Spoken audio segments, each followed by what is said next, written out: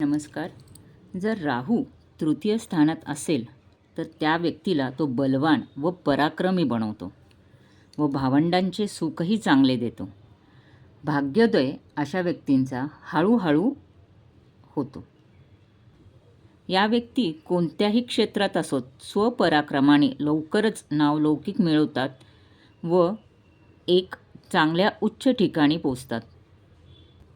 राजकारण, कला, साहित्य, तत्त्वज्ञान, कायदा इत्यादी निरनिराळ्या क्षेत्रांमध्ये हे अग्रेसर असतात.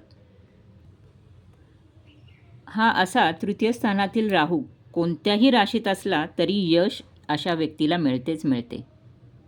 जरी यांना बरेच शत्रू असले तरी त्या शत्रूंवर हे मात करतात.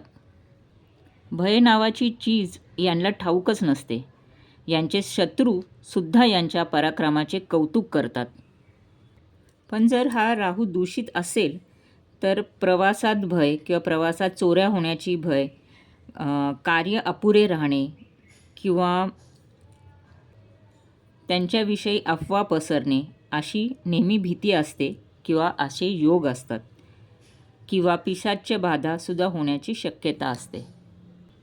बिघडलेला राहू त्यांना निरर्थक भटकण्याची ओढ किंवा सवय किंवा स्मशानात जाऊन बसण्याची सवय देते.